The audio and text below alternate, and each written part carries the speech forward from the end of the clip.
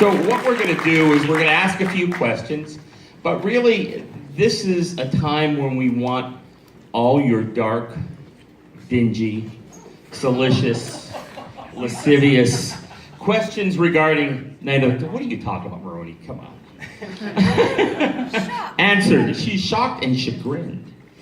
Tell me a bit about how you got involved with Night of the Comet. Well, I auditioned for it. I'd done a movie called The Last Starfighter. And I think they called me in to read for it. And what I remember most specifically about it was the callback that Kelli and I were both on, but we were with different sisters. So the younger sister was more sort of, well, I'm blonde right now and missing a lot of hair. But she had darker hair and sort of more my coloring. And then Kelli and another, I don't remember the actress, auditioned together. So, you can imagine my surprise when they brought us to the studio to have a photo session, the pictures of us, the family photos that we did. That you see like framed on the pedal, wherever it was. You can imagine my surprise when I was like, oh my gosh, you got the role. It was like, but it was great because I think that we had a great chemistry, although we never actually auditioned together. No, and the first time we ever really met was the first day that we shot, which was this on? I'll project. No. Okay. Is this on now? Nope. Can you hear me now? Hello? Can you hear me now? Okay. That was a year ago. Cool. All right. I forgot what I was talking about. Oh, the first time we just got there and we shot this scene where Reggie comes home and I'm getting ready for Pep Squad practice and I don't want to believe anything's going on. It's the first time we really ever, but I just always felt like I knew her. The minute I felt we'd always known each other. Yeah, we got along instantly, and we've been friends ever since. Yes. Lucky for us. It'd be terrible if we were doing stuff like this and we don't like each other. I really hate her again. Oh, God. One of the interesting things is Josh Whedon claims, I don't know. I'm Canadian.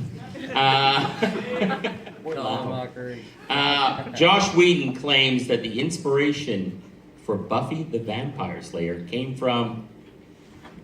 Ta-da! Yes, they're doing a book on the works of Josh Whedon and the Buffy series, that whole thing that he did with her, and they called me up and asked me for an interview. Ooh. I know. Now let me throw some questions open to you guys. What is your favorite Catherine Mary Stewart movie? Mischief. Mischief, very nice. What else? And The Apple. You son of a... Okay. You had a background as a dancer. And how did they drag you into this business? Well, as a matter of fact, I auditioned as a dancer for The Apple. I was living in London, training. I was at this theater arts school that was not only dance, but singing and acting and everything. And I happened to go to a audition, a cattle call audition as a dancer for this new rock musical that was being cast in town in London. And so there was me and like 200 other men and women, or more than that even, sitting in this cattle call audition, dancing away, and somehow we were sort of slowly breaking down into different groups, smaller groups, and I noticed the director kind of staring at me and doing that sort of picture thing, and I was like, people really do that in real life. They do, it's crazy. And he plucked me out of the group and he said, "Do you act?" And I was like, Sure. Yeah. What, this week? And he had me audition for the role, and like a couple of days later, I had this lead role in a feature film. That's how I got dragged into it, with Menachem Golan and Yoram Globus. Menachem Golan was. Oh, yeah. There we go. He just passed away recently. Yes, he did. They did a screening, it's sort of a retrospective of Canon films at Lincoln Center in New York. And I went to this thing, and I hadn't seen Menachem for, 35 years or something like that. So we did a Q&A together at that event. And I'm really grateful that I had a chance to see him again, because he got me started. He was a crazy person. But he died not too long after that, like a year or two later. So I was very grateful to be able to meet up with him again. Who remembers the film Chopping Mall?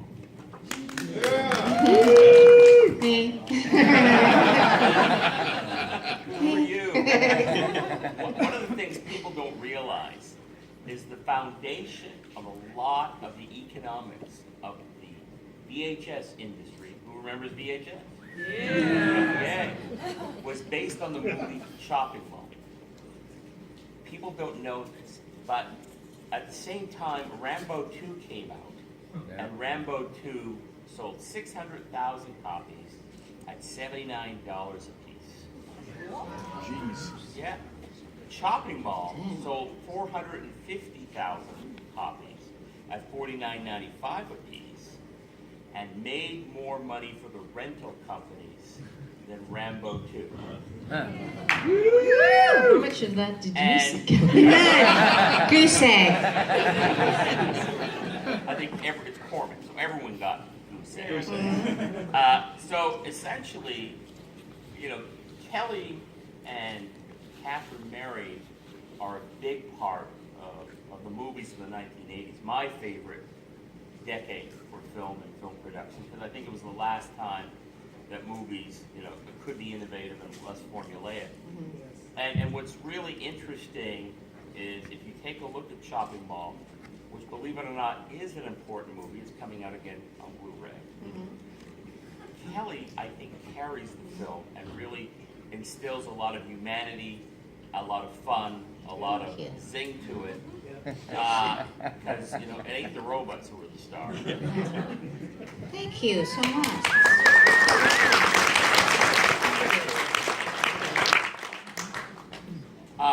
Does anyone have any questions? None? Well, hey, did you Somebody's know gotta that not too long ago, the Earth actually went through Halley's Comet's remnants? Just a few weeks ago. Oh, really? Yeah. Yeah. And we're Whoa, we're Just still as here. it's We're like- not all red dust. Ah! Catherine Mary also did another film, which is pure 80s, Weekend at Bernie's. Yeah. Is that 80s? It was the Yeah. I was thinking that Late was- 80s, like 88, I Directed think. by Ted Kotcheff, who was a fellow Canadian. Fellow Canadian. Us Canadians always have to mention that. My husband's like, oh my God, you always have to mention a Canadian when you know that somebody's Canadian. Especially during election season. One of the really interesting things is there's a lot of teen boys. Who was a teenager in the 1980s? Basically, folks, this was your VHS date. And right here, these two ladies, a lot of aspirations of teenage boys in the 1980s were projected onto these two ladies. Now, one of the things that I really find so cool about Night of the Comet, in reality, I think it's a very feminist picture. Yeah. And it really, I think, shows an arc of transcendence and cycle of the characters. And, we have the Valley Girl and, the Rebel going through this whole character development piece. And at the very end, it's really fascinating because, Kelli hooks up with DMK. Don't give it away. Spoiler. And, she hooks up with a guy from Star Trek. So, and becomes overnight exceedingly domesticated. You know, one of the things is that I think that this is a very important film because you had people like Mary Warnoff and Jeffrey Lewis in it, who are really, you know, independent cinema icons. And, you know, if you know anything about Paul Bartel and Mary Warnoff, that they came from Corman. And I think Night of the Comet really is a very important film. I think it's a film that should be studied and talked about because I think it deals with feminism, it deals with commercialism. We see the rise through the Reagan era of this corporate mania, commercial mania. And I really think it's really the first time that in mainstream cinema, women are truly enabled. And I think that's very important, is there's an enabling here and the character motivation. You know, it could always be called a feminist movie. Any questions? Yes. I'll just say, as the female watching the movie, thank you. My sister and I absolutely loved the movie. We could identify with both of them, different parts of each character, but we could identify. So thank you for making girls kick ass. And still look good. Still looks, Let's hair is awkward still it. big. Yes. So, growing up, I used to watch your movie with my dad a lot. He got me into like, you know, horror movies and all that. And it was one of my favorite movies. And I remember like going to high school and telling all my friends, "Oh, it's the best movie. You know, you got to see this movie." And you know, nobody had ever seen it or anything like that. And then she actually sent me an email and said, "Isn't this, you know?" Or you know, and I saw that they were doing this. I had no idea this was going to become a cult classic. You know, I had always loved the movie, but I mean, when you guys were making it, did you have any sense of, you know, the fact that it was going to, you know, become kind of like this following, you know? None whatsoever. Yeah, I mean, when you're shooting a movie, you're obviously doing the best work that you can. You're trying to maintain this level of integrity and passion for whatever the project is that you're doing. But this was a very small, kind of risky, very collaborative. We were shooting like in downtown LA. Probably illegally. I mean, we didn't have cops everywhere stopping people. I was like, was it Christmas morning? It was Christmas morning. Christmas morning, like at sunrise, you know, and yeah, very clandestine little thing. And so, you know, I don't think there's any. I can't imagine that anybody goes into a movie thinking that it's going to be a huge hit. I think there are a lot of big producers and big studios who think that they can put all the right elements together because that movie made $1 kabillion, so we'll do the same thing. We'll get Tom Cruise and whatever, some big stars and tons of money poured into it, and that's going to be a hit. And the thing that's missing there is there's no joy of filmmaking or love of, and Tom Eberhardt, who directed and wrote this movie, this was his baby. I mean, he had everybody on that crew was working 110%. Mm-hmm. And I think you see that in the movie. It's the heart. It's the heart that everyone feels. I think that audiences are not stupid. You know, they feel. Someone's getting a paycheck, or if they want to be there or not. Their heart's in it. Absolutely. If they're just walking through it, or just This film cost $700,000. And it made $16 million when admission prices were $4. This was a very successful movie. And I think the producers of Valley Girl, you know, suddenly had $700,000 they had to get rid of because of tax purposes. So I think that's why this movie was initiated. But Tom Eberhardt, who is a great filmmaker, you know, who's done some really significant work, but this was his opus. I think this is his film that I know he remembers and labors it, because I read interviews with him and he says the studio people never got it, what this film really was about, but the audience sure the hell did. Mm-hmm. And you tested. Kevin, do you have any questions or Comments? I'd be curious to hear the ladies talk a little bit about, we're talking about a cult film that many of us at that time just enjoyed the heck out of on HBO and so forth. But it was something you did and you had other things to move on to. When did you kind of start seeing, hey, this thing is really not going away? A lot of people are still talking about it. 2010. Honestly, it was like the first convention that I ever did. I was just shocked and amazed at all these people coming up and talking, telling me more about the movie than I knew or remembered. I'm like, I gotta watch this thing again because I don't even. And such devoted fandom, yeah, I mean, it truly, and it feels like it keeps growing. Yeah, it really does. Yeah. It does. Yeah, I mean, truly, I mean, even the Apple was something like somebody called me on the phone, just going off.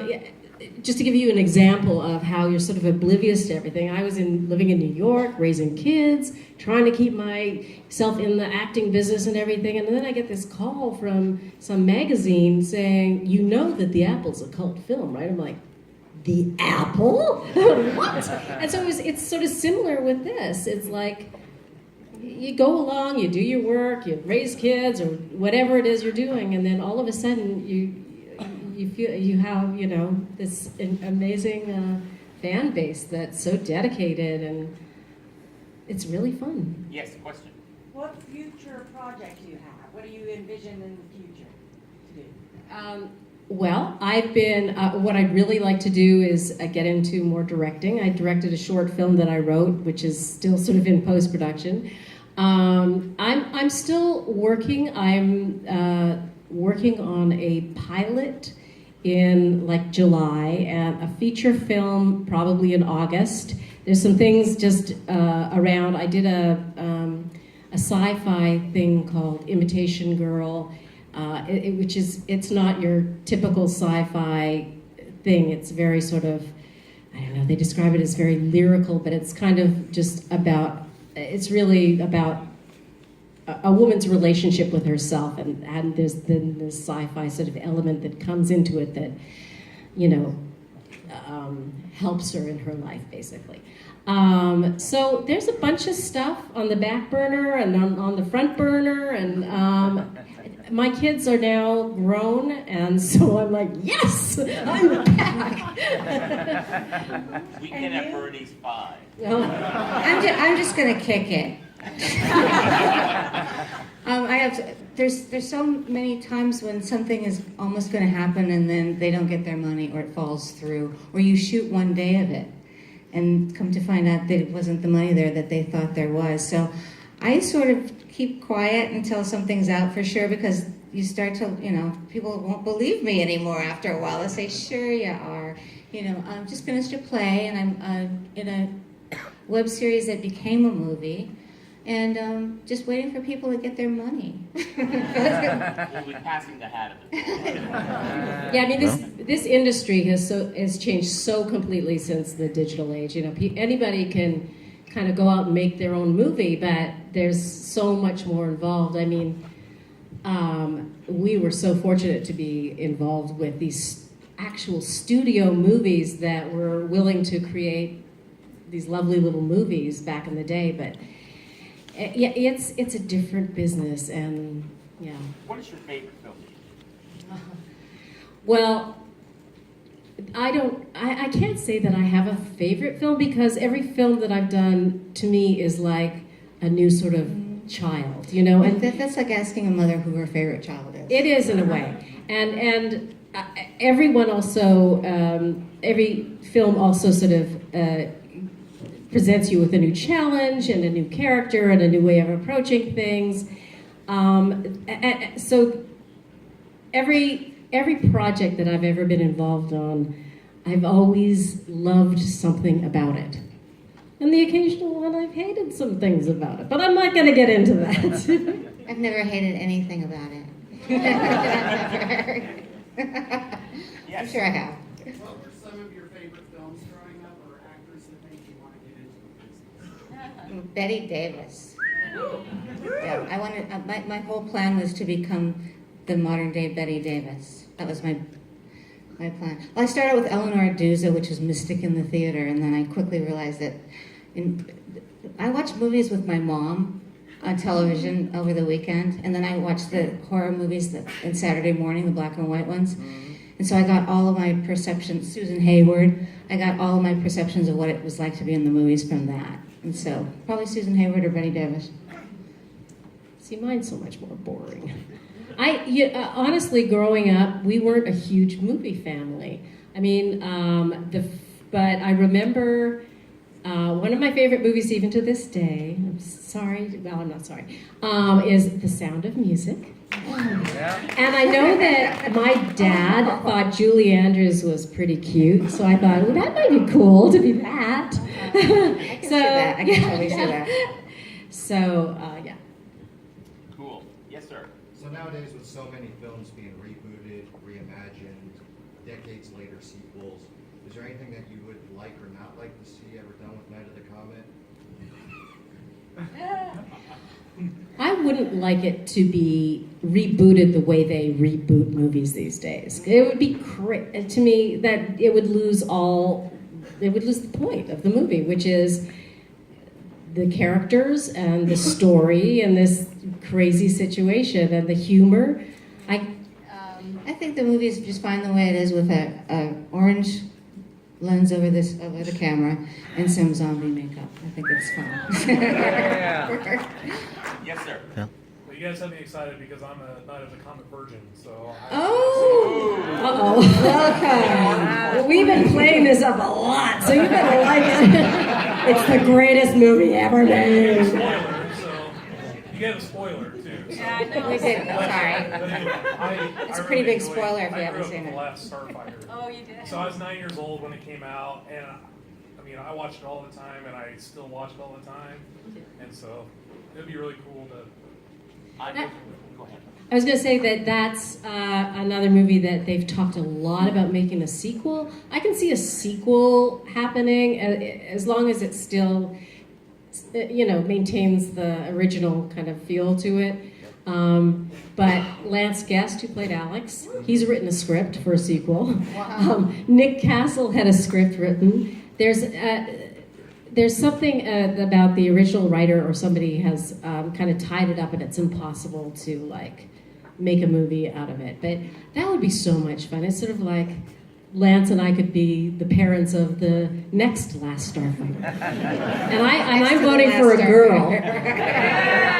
Yeah, right? How working with Robert Preston, who I love.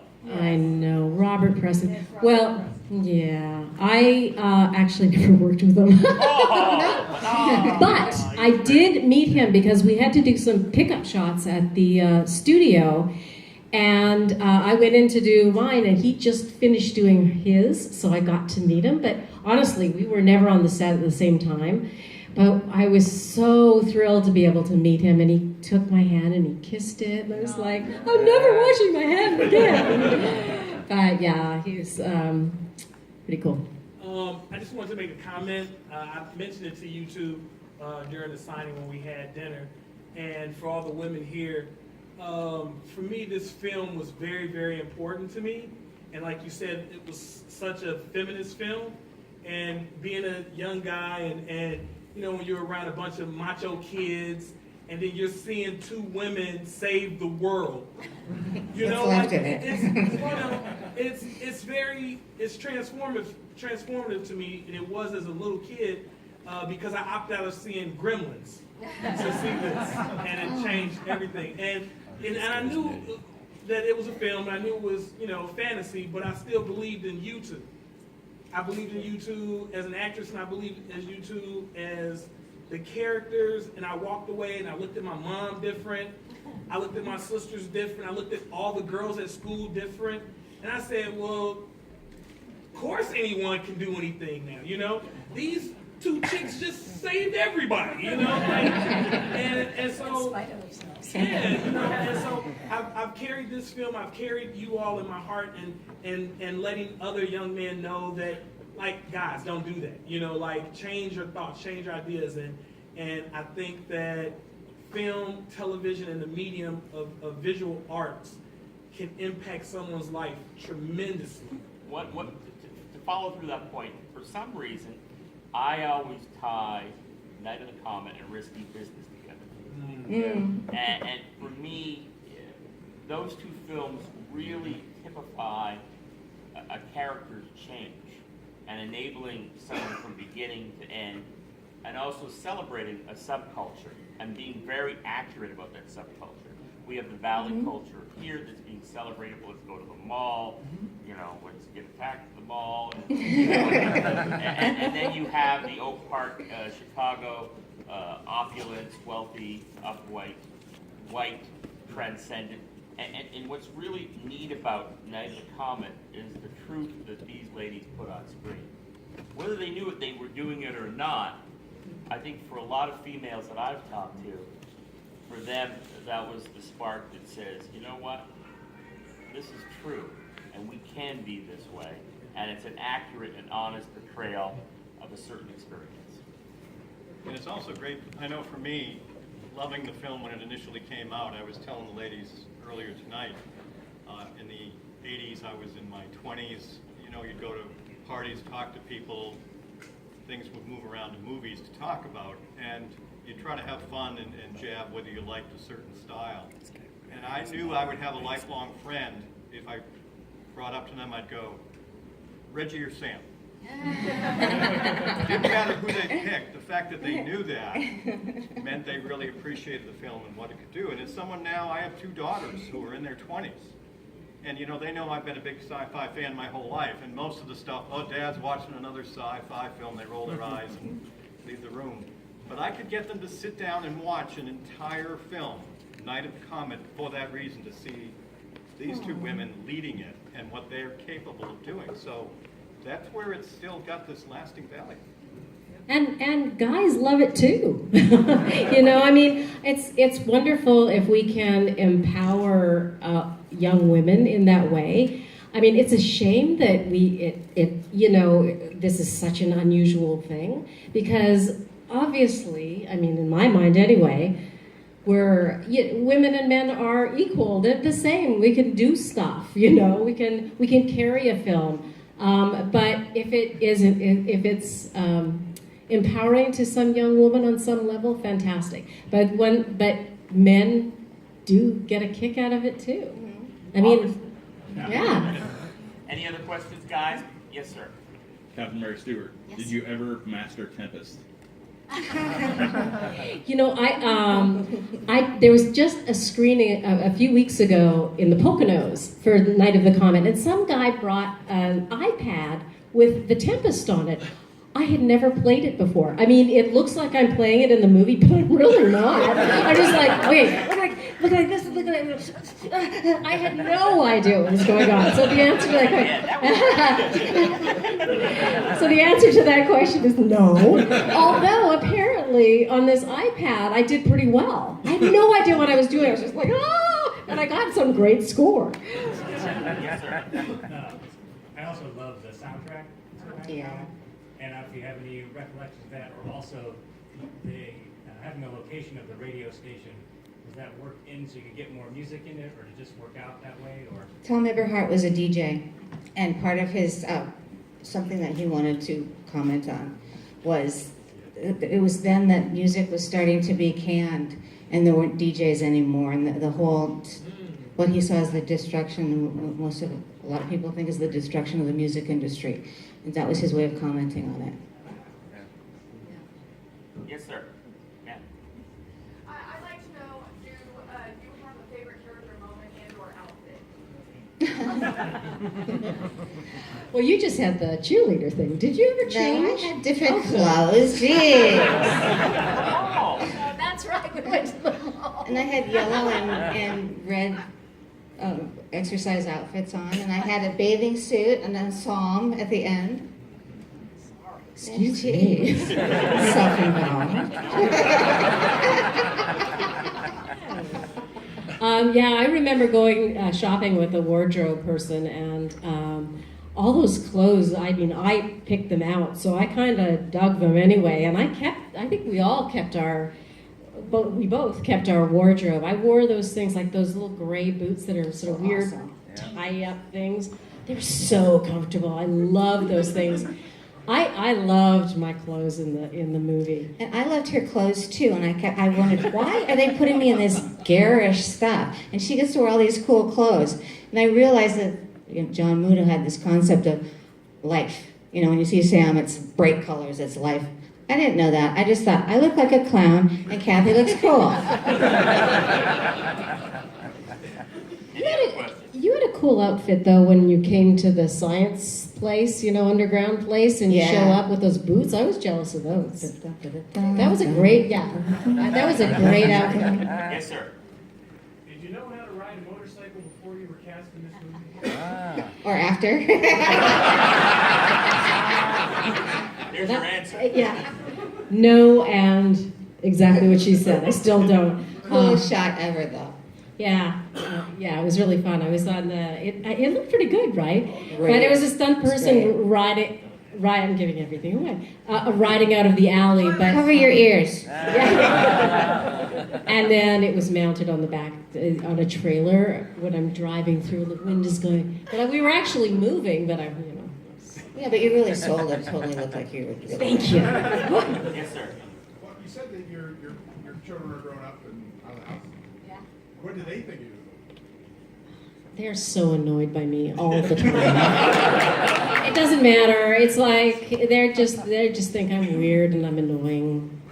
Although I have to say, one of the most fun things for me was my kids were born 3 years apart, but around the same time, and on the same year they decided to have sleepover parties, and without me telling them to do this, believe it or not, they screened like Mischief, Last Starfighter, and Night of the Comet.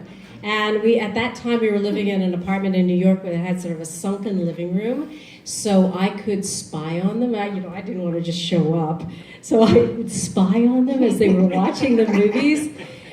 The girls went crazy at Night of the Comet. They were so scared by the whole thing. But no, they just think I'm gross now. Any other questions? Yes. David Miller, who created Freddy Krueger, did the effects for the movie, and you also worked with a lot of makeup effects on Last Starfighter. And now that we've gone into the digital age, do you lament the loss of the practical effect, and what does that do for you as an actress having that to work off?